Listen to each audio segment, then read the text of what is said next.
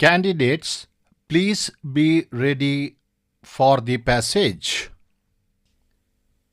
Mr. Deputy Chairman, Sir, the Government of India took a major health welfare scheme by launching National Rural Health Mission in 18 states and extended it across the entire country.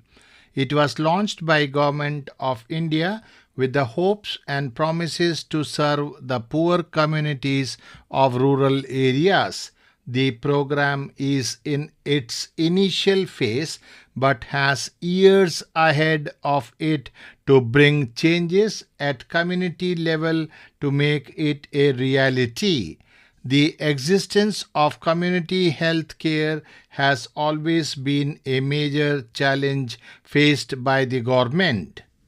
The Indian healthcare system is a complex and diverse network made up of the public and private sectors which offer a range of medical services to the people living in India.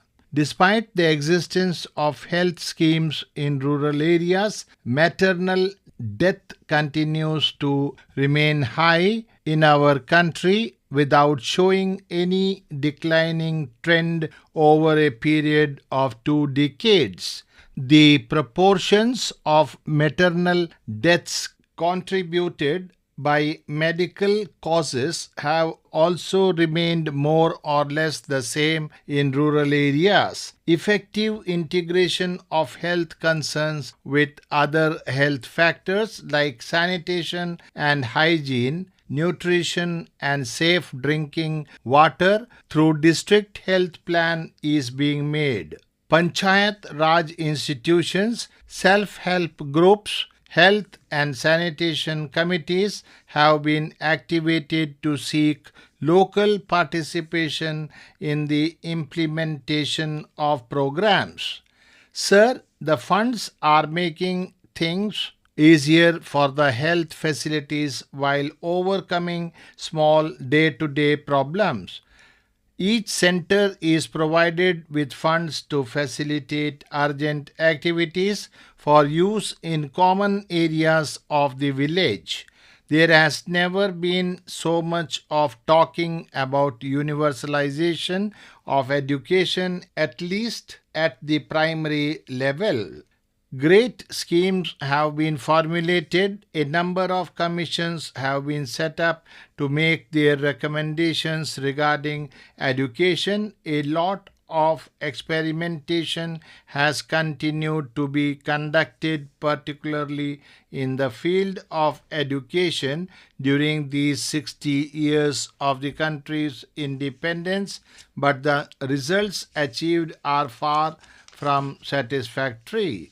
Ever since 1951, India has been making an all-out effort to universalize primary education. In this direction, educational facilities within easy walking distance of the child, encouraging parents towards a compulsory enrollment of children in the schools, taking due note of the dropouts among children and to avoid such a situation in the best possible way, and improving the quality of education at the primary level and making it more attractive in order to allure the child to come to the school.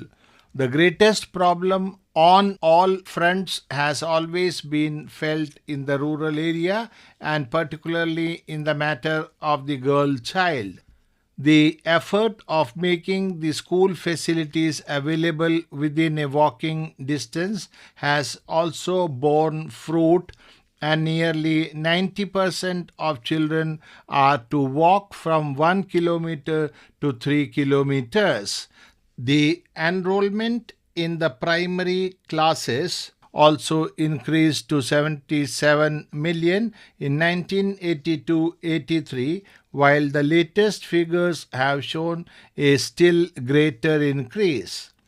Children of the scheduled caste and the scheduled tribes do not get enrolled In spite of all efforts and all incentives. In some parts of the country, the girl is not sent to a co-educational school due to social inhibitions.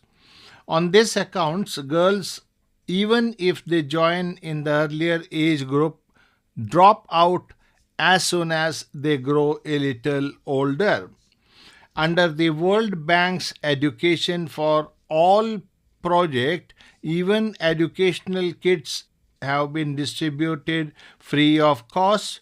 Education otherwise is, of course, free, but the results still are not that encouraging.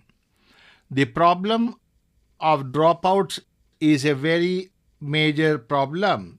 The child, as he grows above the age of 8 years or 10 years, is treated in the rural families as one to be an earning supplement. Hence, education for him and for the family seems to be an undue luxury. The state of dropouts thus goes up to 60%. In order to meet this situation, part-time short duration classes, especially for girls, have been evolved as an alternative to the formal system of education. The major thrust of this non-formal education program has been undertaken in several states. Every type of effort has been made, from inducing and attracting children to schools through entertaining shows to rewarding staff at the panchayat level for showing encouraging results in the enrollment of children, and for carrying out non-formal education programs. Even free textbooks and stationery, free dresses to girls, midday meals, and such other allurements have been given in order to successfully implement this education for all programs. But there are, among other problems, two major problems hindering this program.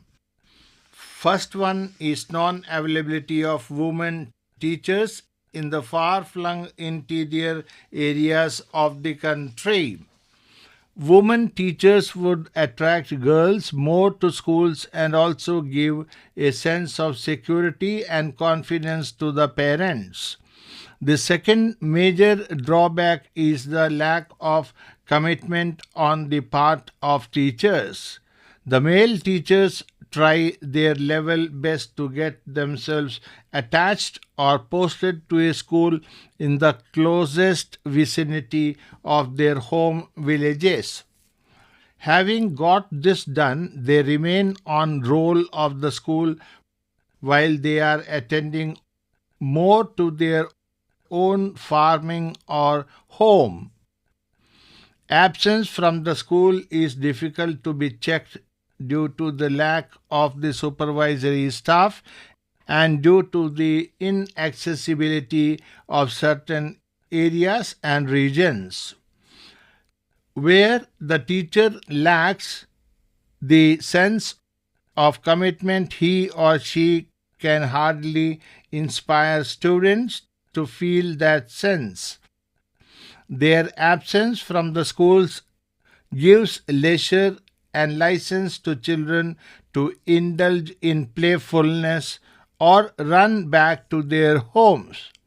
It is only one state, Kerala, which has shown the best results as far as the universalization of elementary education is concerned. It is a small state as far as the size is concerned, but the population has awareness towards education.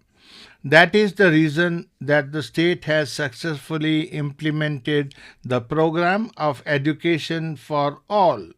In spite of all efforts, the program of education for all has not caught up in the country, and after 60 years, it remains a dream.